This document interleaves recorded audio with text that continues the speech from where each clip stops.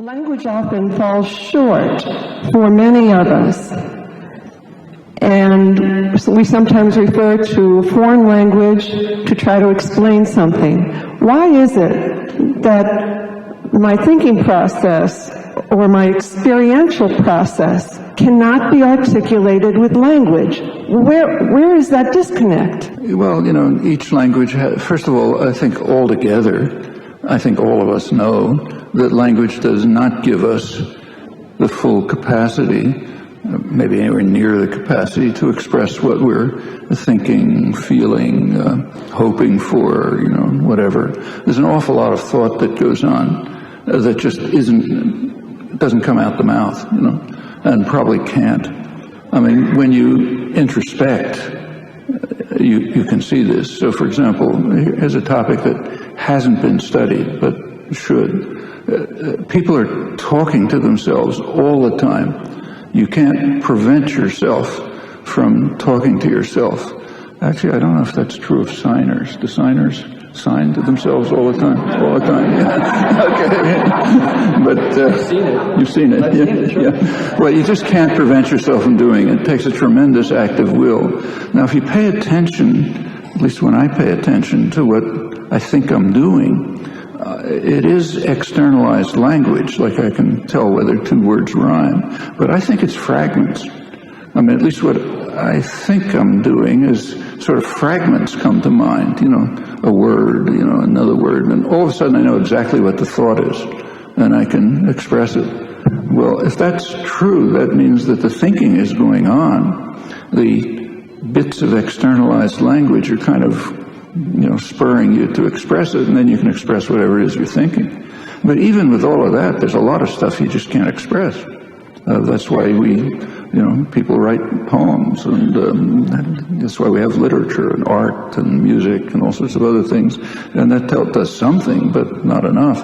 As for looking at other languages, there are sometimes concepts that do have a kind of the mot juste, the right word. It happens like that. It happens to be in another language. It doesn't happen to be an expression of English. And there are things like that, Schadenfreude, Angst, and stuff like that. So there are cases where some other language just happens to have the concept that you're looking for.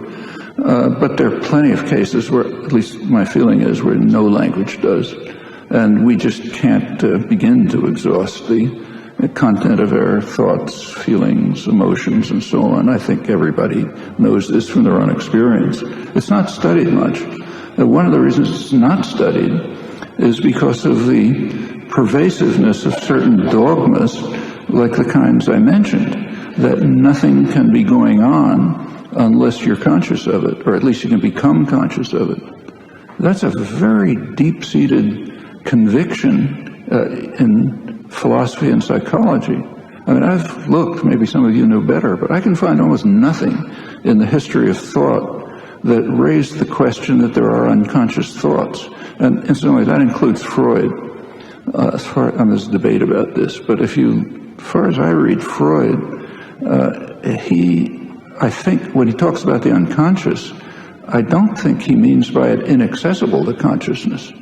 In fact, the whole technique of psychoanalysis wouldn't make sense on that assumption.